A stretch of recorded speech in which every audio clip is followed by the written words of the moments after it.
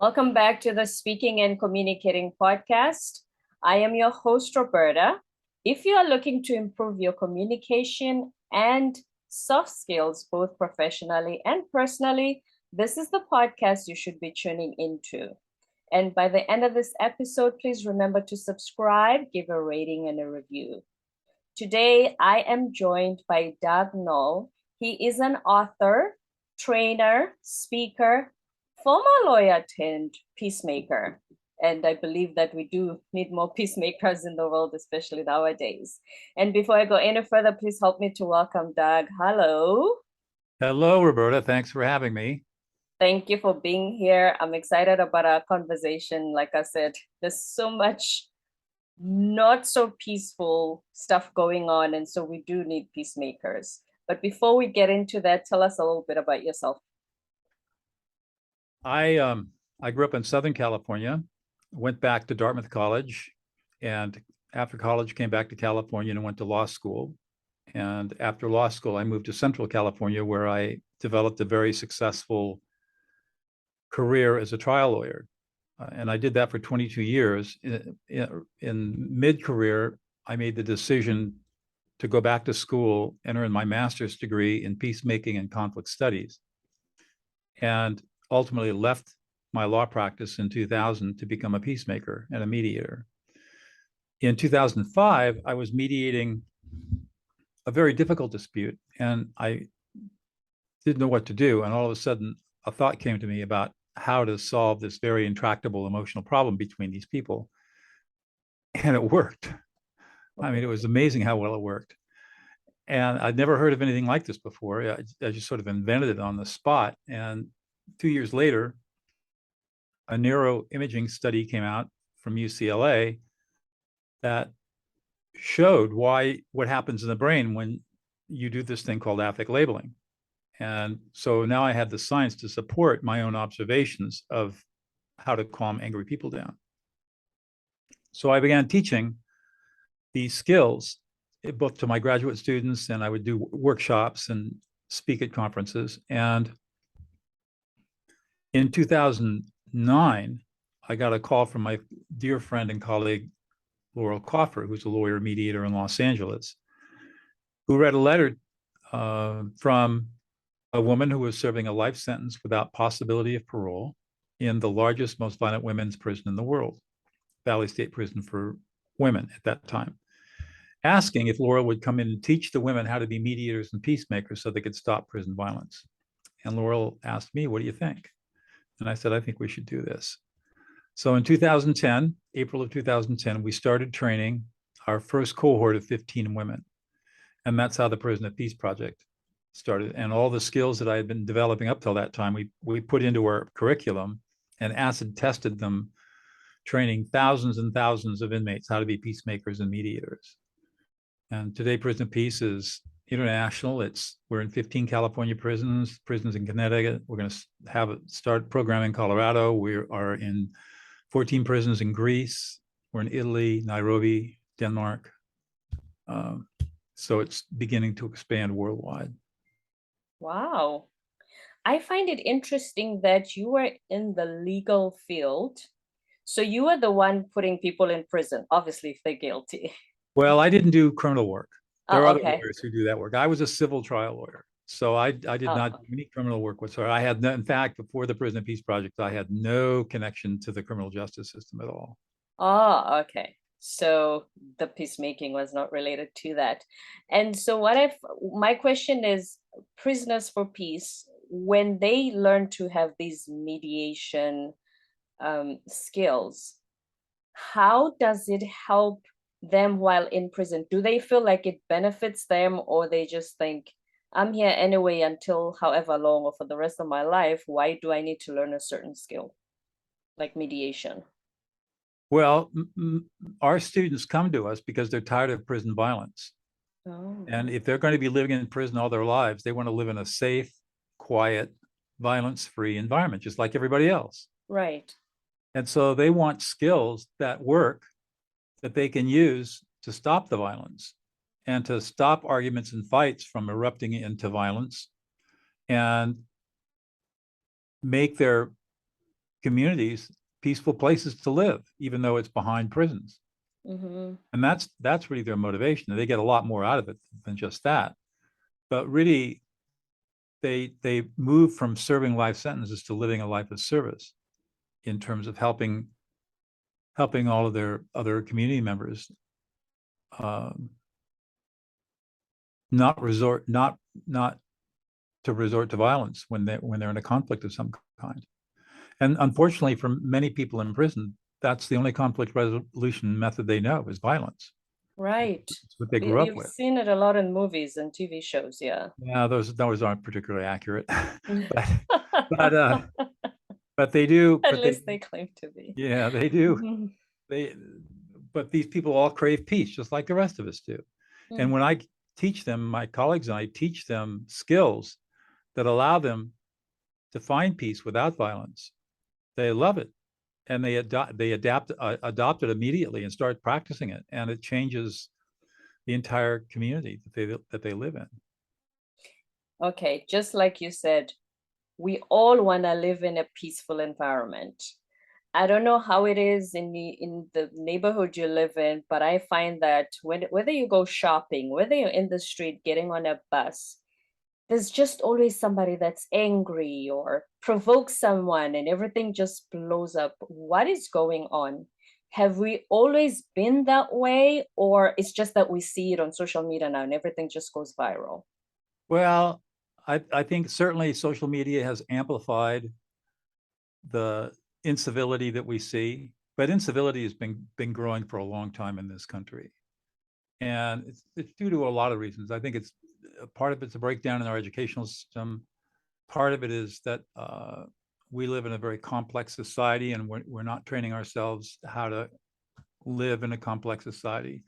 Part of it is that, you know, we've been able for up until 100 years ago, it was okay not to have emotional competency because 99% of the people lived on a farm, and you know, you were a working unit of the farm, and you know, There's no getting interaction. along meant just going out and doing the work and surviving. Well, you know, 100 years ago, we started urbanizing, but we never learned how to really work with each other in close proximity. And then you've got all the political polarization that is very triggering for people. And we've had lots of economic ups and downs over the last 20 years, 30 years. So there's been very little economic stability. And all of these are just stressors on people. And they're mostly, and there are fewer educated people today than there were 20 years ago. So and then you throw in the pandemic, and people are shut in for 20 or 24 months, and they're not having any social interaction. So they lose whatever social skills they had, they lose them. And we have role models, political role models in particular, who believe in bad behavior and they model bad behavior. And that means that people think, well, that's the way I should be. So if I've got a political leader who's acting badly, that's how people model their leadership. And if you've got bad people leading, then you're going to have good people are going to turn bad because they're going to model themselves after their leaders. So it's all these different factors that you can't point to any one thing. It's just a lot of factors come together. Right. I have this theory that a lot of us adults are children in big bodies. We are. That's not a theory, that's a fact. Right. So however we behave, it must have started in childhood, whether you had a sibling and you fought over toys or you learned to share, is what we are witnessing now, just little kids in big bodies throwing tantrums on parking lots and shops. Absolutely. Absolutely. I mean, many people stop their emotional development at around 6 years old. And the reason for that is because that's around the time when they start learning that they don't live in an emotionally safe environment. So their family is not emotionally safe. So to protect themselves, they start shutting down, and they put on a facade on the outside, but on the inside, they feel unworthy. They feel shamed. They have all these emotions that they have to repress because they're told day after day after day, don't be a sissy, don't be a girly girl. Big girls don't cry. Put on your big girl panties. They're constantly told not to feel emotions. And you get 18 years of that, and you're going to be an emotional mess. And that's what happens to many, many, many, many people. Now they become adults, and they wonder why they can't have a good relationship with another person, intimate relationship. They wonder why they can't handle conflict at work. They wonder why their boss is such a jerk. They wonder, as you're asking, why is all this conflict and fighting and arguing and going on around? And it's because, as you pointed out, they're all 6-year-olds in adult bodies who have never learned how to be emotionally competent adults. I'm not a parent, but I always feel like they do the hardest job in the world. And unfortunately, it doesn't come with a manual. So if you're a parent and you have kids and they turn 6, is there anything afterwards that you should actively be doing in developing that emotional skill? Absolutely. You've got to become an emotional coach. What parents don't realize, parents typically are fairly young, in their 20s, maybe into their early 30s. And as you point out, there's no handbook about this, but they don't study developmental psychology. And they don't understand that a child's emotional brain starts to mature at about 18 months of age. And over the next 16 years or so, go through a bunch of developmental processes. What happens, the way that many people raise children now, is that emotional development stops at 6 years old, because parents don't, not being emotionally competent themselves, invalidate their children emotionally. So if a child goes out and runs around and falls and scrapes his knee, what the child is told is, stop crying. That doesn't hurt. Don't make a mountain out of a molehill. It's not a big deal. You'll be fine. The parents get upset at their children when they become emotional. Worst thing you can do for your kids. The proper practice is to validate your children's emotions. So you got a 6-year-old who's crying. You say, oh, Roberta, you're really upset. You're crying. You don't feel loved right now. And you hurt. And you don't feel safe. And you're anxious and worried. And you just tell the child what the child's emotions are. You label the child's emotions. It's called affect labeling. Every time you do that, you help that child's brain develop properly. And what the research shows is that if you start this from the very beginning of birth, label the child's emotions, even though emotions don't form until about 18 months of age. By the time the child is 12, they'll be 2 or 3 grade levels ahead of their peers academically. There's a direct correlation between emotional development and academic performance.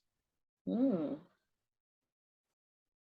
what is the difference between the child expressing their emotions and saying, I don't like this toy, and they throw it away across the floor, and basically the parent saying, honey, if you don't like your toy, say it nicely? And does that work? No, we know it doesn't work. What would work is say, honey, you're really frustrated, and you're really mad, and you're tired, and you're hungry, and you don't feel loved right now, and you feel a little distress. And the child will go, yeah, that's what I feel. Validation. Okay. Then you go validate, and then you go, okay, so what do we need to do to help you? What do you need right now?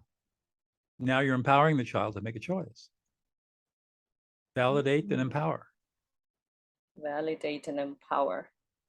We talk a lot about the workplace on this podcast. Will the same tools work in a workplace setting if there's conflict? Absolutely. Supposing you got a boss that's yelling at you. Mm-hmm. Label the boss's emotions. Roberta, you're really pissed off. You're really angry. You're frustrated. You're annoyed. You feel like you're completely ignored. You feel like everybody's disrespecting you. You're anxious. because your performance is all being graded on how the team does. And when people don't perform the way you want, you get really anxious that you're going to look bad. And you feel embarrassed. And you're sad. And you feel abandoned and betrayed by everybody. Do I not risk losing my job? I have kids to feed and a mortgage to pay, Doug. Pardon me now? Do I not risk losing my job if I say that to my boss and help him articulate his feelings? Because what happens is your boss will be so grateful that you have validated the emotions, that you will build instant loyalty and trust. That's how powerful this is.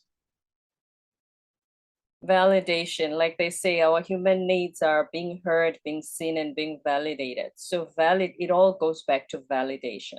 Emotional validation. So when it comes to you said you have a 3-step process when it comes to conflict resolution. Would you like to take us through that? Sure. Step number 1, let's take any angry situation. It could be a 3-year-old or it could be your boss. It could be anybody. It could be your intimate partner. It doesn't matter. First thing you're going to do is ignore the angry words. Those words don't mean anything. Just ignore them. It's white noise. You've heard it all before. There's nothing new here. And if you ignore the words, you won't get triggered. And you don't want to get triggered. So just ignore it. Yeah, they're shouting. I've heard all this before. No big deal. Step number 2. You are going to read this angry person's emotions. I call it reading their emotional data fields. When people are emotional, they project emotions. And not just one emotion. Usually it's a number of emotions, as many as 6 or 7 emotions all at the same time. We have the innate ability in our brains to read other people's emotions with great accuracy and very quickly and efficiently. We just don't use that skill because we've been taught that rationality and emotions are bad. So we never develop, we don't develop this innate skill we have. But if you just sit in silence with an empty mind, empty your thoughts, and just observe for a second, your brain will start processing what the emotions are, and they'll start popping into your consciousness. And now what you do is you simply reflect back that angry person's emotions with a you statement.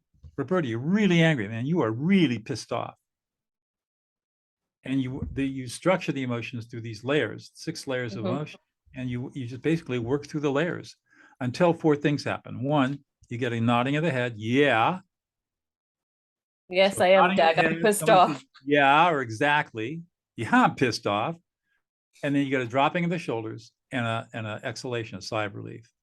Those are the 4 unconscious responses that show that the brain is calmed down. You've calmed the person down. And it works on every single human brain anywhere on the planet because all human brains are the same and they're all hardwired the same way. And this will work. It works unconsciously. The angry person won't even know what you're doing for the most part. Is this the reason when couples fight, one person leaves the house to go to the nearest park, come down, because after a screaming match, they realize if this escalates further, it could just go very south. So one will leave the house so that they like I said, reflect back so that when they come back, is that the same thing? No. When people leave an argument, it's because they don't have the skills to deal with the emotionality in that moment. And so they would rather run from the argument, leave, than continue to be in the painful situation.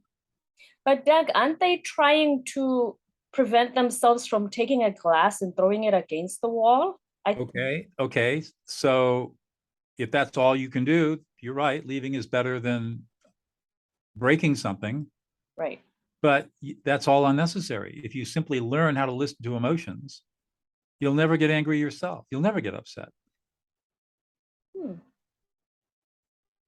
never get upset. If I look at you, Roberta, as an emotional being, not as a rational being, and you get angry at me, I have compassion for you. You're just having an emotional moment.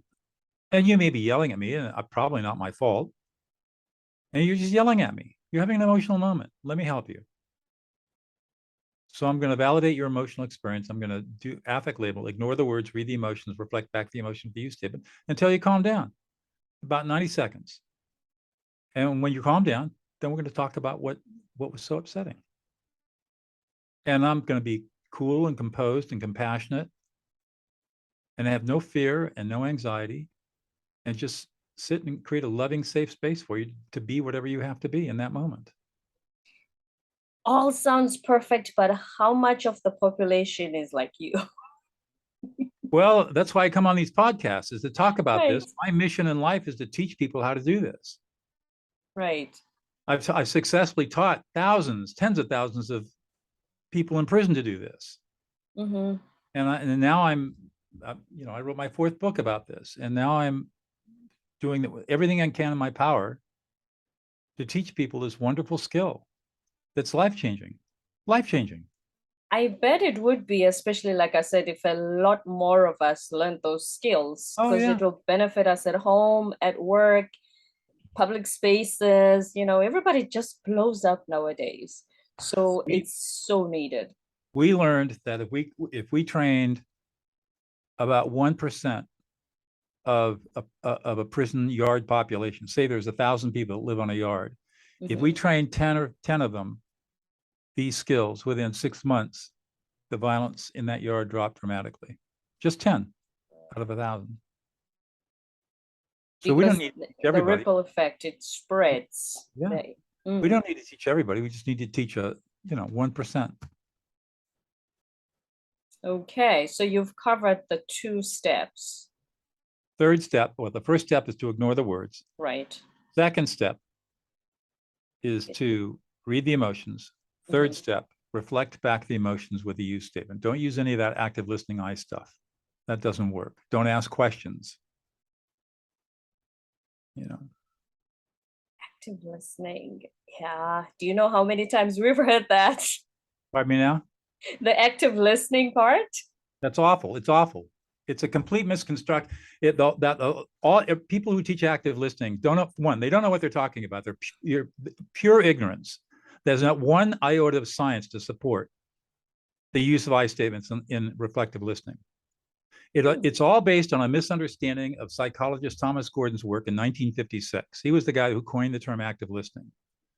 And his work was completely twisted and misinterpreted during the human potential movement of the 1960s. And today, it's entrenched in psychology and therapy training and mediation training. It's entrenched. And you get all these people out there teaching this stuff, even though it doesn't work, and they know it doesn't work, but they still teach it anyways because they don't know anything else, because they're not willing to read the neuroscience to find out what really does work. It's maddening. That is amazing, because you hear this term a lot, especially in communication circles. It's utter bullshit. It is. If it worked, I wouldn't be here talking to you. I'd be using active listening. It does not work. Period. End of story. Stop doing it. It's actually damaging. When I teach workshops, for example, and somebody will say, well, what about active listening? And some people get really wedded to the I statement. And I say, okay, let's just do a quick experiment. Let's do by active listening an I statement, and now let's do a you statement, and let's find out which one's more effective. The you statement wins every single time over the I statement from the speaker's perspective. But the reason that the listener uses an I statement is because it's passive voice, so it's distant language of distance, and it's done to self-soothe the listener's anxiety over the emotions of the speaker. What I hear you saying is, you're angry. That's designed to soothe me, the listener. Right. Not to de-escalate you, the speaker. I want to de-escalate you. So I'm going to say, Roberta, you're really angry. Which I am, yes. And you say, yeah, I am. I'm really angry. You're really frustrated. Yeah, I'm really frustrated. You feel completely ignored, disrespected, not listened to, unappreciated, unsupported. Yeah. And it's making you anxious and scared a little bit. Yeah. So you're reflecting me back to me. I'm reflecting your emotions back to you using a you statement. I've seen some therapists when they counsel couples, they say the husband must role play how he perceives the wife when she's angry. For instance, um, sometimes they even imitate the wife's voice, or so you're shaking your Bad. It's not based on science. Let's so do that does not evidence-based, help. let's do evidence-based practice in therapy. Okay, let's make sure that everything we do is based on evidence. All right. I've got 10 brain imaging studies that show why this works and what happens in the brain when you use these techniques. None of these therapists can point to any scientific evidence to support any of the therapeutic practices they engage in, like that kind of role-playing stuff. Right. They make it all up because they don't have anything else to do. They have no other tools because they haven't, the whole modality of their training ignores the hard science. Yeah, because it sounds to me like they're trying to do the you statements, but in a very tacky way. Because it's almost like they're saying to the husband, project to the wife how you perceive her feelings towards whatever the conflict is. And then he starts doing the soprano voice. It's really tacky. I'm sorry, I've never been a counselor, but when you look at it doesn't work. It doesn't work. What the good therapist should be teaching the couple is, all right, John, Mary's going to talk about something that was really upsetting to her last week, and you're going to ignore her words. And all I want you to do is tell her what emotions she's experiencing as she tells you this story. Can you do that? We'll say no or yes. Say, don't worry, I'm going to coach you and help you. Mm-hmm. So Mary starts telling her story. And John's going to now learn how to label her emotions. You're really sad. You're frightened. You're upset. You're annoyed. You're angry. You're frustrated. You feel all alone. You feel abandoned. You feel betrayed. And as John reflects to Mary what Mary's feeling, Mary feels emotionally safe, maybe for the first time in her life. And so she starts talking more until finally she gets to the end and she says, yeah, that's exactly right.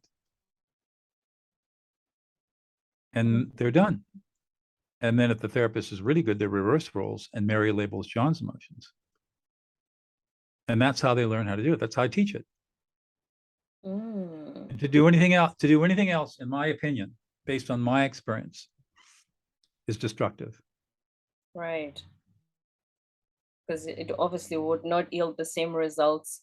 If you think of an instance where I'm shopping at Target, and let's say they've asked you to train their staff in case I escalate the situation and I throw a tantrum. Mm-hmm.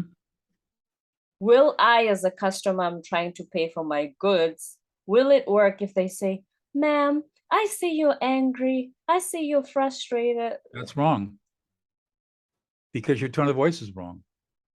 Because, that's how they get trained. It's not their fault. It's wrong. So did you notice when I label your emotions the intensity of my voice? Right. You have to match the intensity. If you don't match the intensity of the speaker with your own voice, then it's going to come across as smarmy and manipulative. And typically what happens is the speaker comes in at this level. As a listener, you reflect at this level. The speaker then goes up. You come up. The speaker might go up one more time, getting louder and louder. And then on the third or fourth, drops all the way down, and you follow them down. And that's the way it works. It takes about 15 seconds for that to happen. But you've got to match the intensity. I hear you, but like I said, it's usually how they are trained, especially in those instances where they deal with customers. They're being trained the wrong way. No one has done any research to see whether or not that really works. I think it's just the best. It's the best way under the circumstances, and also trying to make sure that the line moves. Because if I'm screaming, remember there are 10 people behind me, and they want to be served as quickly as possible. That's right. I can calm you down. If you're screaming mad at me and I'm a checker, I can calm you down in less than 30 to 40 seconds. And you had the words right. But the problem was the tone of voice. You don't come at somebody with a smarmy voice. You come at them with some intensity. Ma'am, you're really upset. You're really angry. You're really frustrated. You feel completely disrespected and ignored, and nobody here is supporting you or helping you. And it's really frustrating to you. And you're anxious and upset and you're sad because you were hoping for a great shopping experience and it didn't happen. And you feel like you're all alone here and nobody's here to help you. So it's almost like the target employee needs not to be angry, but to, like you said, the intensity to has to be in that energy. That's right. You have to be in that energy. Because I think they are meant to believe that being polite, using this polite, soft voice is what the customer needs. Wrong. And it sounds condescending when you're angry, like you said. Wrong. Have I ever been not polite in affect labeling as you've heard it as we've been talking here with our conversation? No. I've always been polite. Yeah. With total respect. Right. But my intensity level is what's different. And the trainers are mixing up intensity with politeness. No, wrong. No science to support that. None, zero, zilch. Why do they teach stuff where there's no science, when there's plenty of science out there that tells us what to do? That's what drives me crazy. Like I said, I think the information hasn't disseminated yet. What about, so if I am home and after listening to you, I want to start practicing these things step by step. You know, sometimes if I speak to those who are into, you know, listen to your body, the meditation, they'll tell you, do the breath work, do it at home. Is there something I can do while I'm here after listening to you at home? Well, okay, first of all, I do have a resource page I've created for your audience, where they can go and get more resources. So let me put that out there first, and then I'll talk about how do you practice this stuff. So yes, please. The web page is Doug Noll, DougNoll.co/Roberta. Oh, okay. Okay, DougNoll.co/Roberta. Free ebook that tells you exactly how to do all this stuff, what we've been talking about. You can buy my book, De-escalate. You can buy for less than $200, buy my online video course, How to De-escalate an Angry Person. And if you want to spend more money, you can buy my online courses on how to develop emotional competency. Lots of resources. Here's how to practice this. You always want to start in super safe, low risk social environments where if you make a mistake, it's no big deal. And you also want to practice in places where you think it's like a laboratory, because I don't want people to take my word on it. I know the science behind this, but the only way you're really going to convince yourself that this stuff works is by doing your own experiments and testing. So my favorite laboratory is Starbucks. And you walk into a Starbucks in the morning, you can order your coffee or your cappuccino or whatever. And when you talk to the person who's taking your order, say something like, "You're really happy today." I mean, I read their emotions, and they're almost always going to be happy because Starbucks hires happy people, right? So just say something like, "You're really happy today." Stop. You need one emotion, happy. Right. Put your lab coat on. Observe how does this person change? What changes in their demeanor? What do they start saying to you? How do they start treating you? How is this different than other interactions you've had with people? And you'll see that it's a very, very different demeanor and a very, very different reaction than you've ever seen before from a Starbucks barista. You keep practicing like this for at least 2 or 3 weeks. Try it out at the supermarket. You're going through the market and you're in the line, and you get to the line and they've got your stuff on the conveyor belt and the scanning your stuff. Checkers are not usually happy people. Usually they're not so happy. So you would say something, "Oh, you look really tired and anxious and frustrated." Yeah. Tough day, huh? I wouldn't even say that. Oh, okay. Not an emotion. Oh, right. Yes. Just emotion. You're really tired, you're frustrated, and you're a little angry and pissed off. Yeah. Quick question. If I compliment someone and you look really good in that dress today, is it a similar concept, or is it just feelings? There's no emotion there. Emotions. Okay. So it's a compliment. That's nice, but you're not affect labeling because you're not telling them what their emotional experience is. Right. Okay. All right. So you practice in the supermarket. You want to get the best service you've ever had at a restaurant? Your server comes up and says, "Hi, I'm Doug. I'm your server tonight." Whatever that is. Right. "Oh man, you look really anxious and frustrated, a little tired. if that's the way they are, because most of them are these days, right? Or you could say, oh, you look like you're having a really good time tonight. Yeah, you look pretty anxious and busy and harried and lots going on. Yeah. And then they'll sit and they'll start talking to you. And you'll get the best service you've ever had in your life because you've validated their emotions. You practice in every single low risk situation you can until this starts to become habitual, which won't take long. You'll have so many positive interactions with people that this practice becomes self-affirming.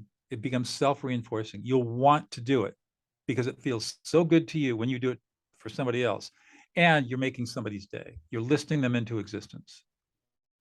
And that's really a precious gift that you can give. So that's how you practice it. And a lot of people need it because, like I said, a lot of people are having tough days. There's usually that one little smile or somebody helping them with their bags when they get on the bus that just restores their faith in humanity, so to speak. So if we were to walk around doing that, can you imagine the impact you'll have on them?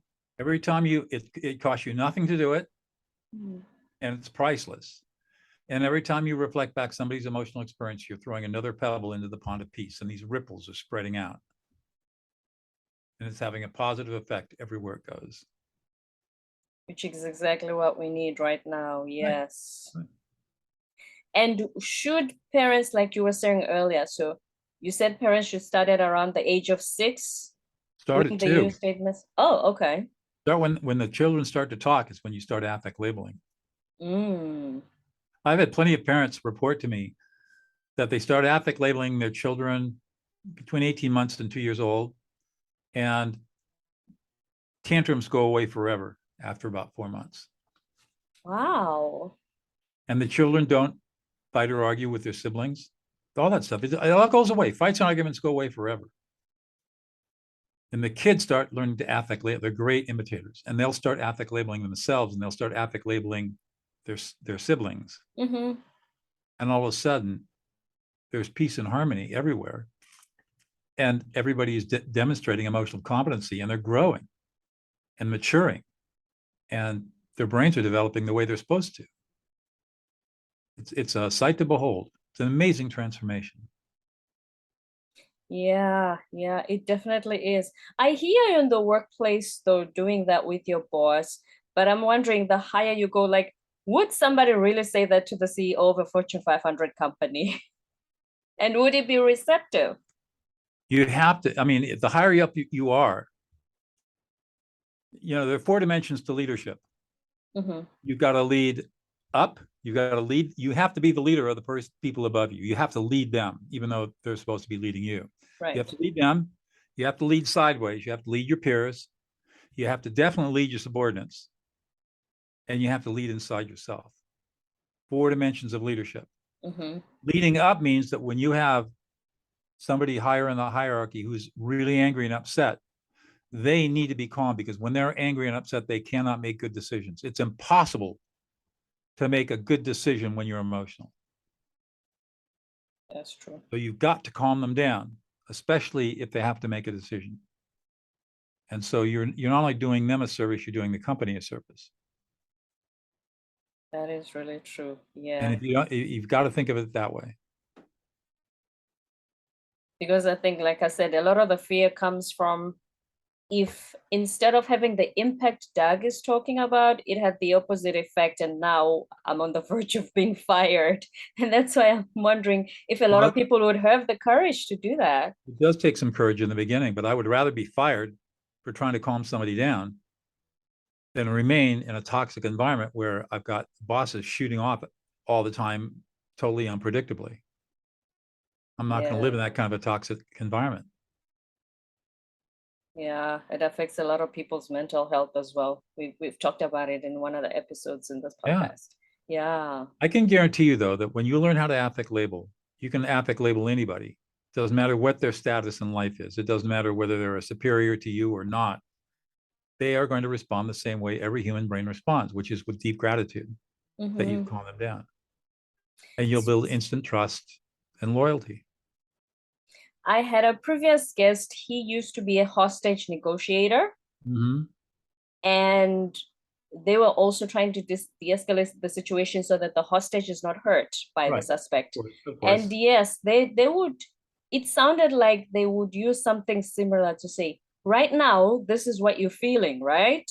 And the guy on the other side, whether it's through a mic or something or from the building, and say, yeah, you know, officers, they try to validate his feelings, and then he Right. starts to get calm. And Right. there's less and less of a possibility him hurting the person that is holding hostage. Right, because once you calm down, then you're not likely to engage in violence. Which again is why we teach this very first skill we teach in our Prison and Peace project. Right. Doug, this has been really eye-opening and transformative.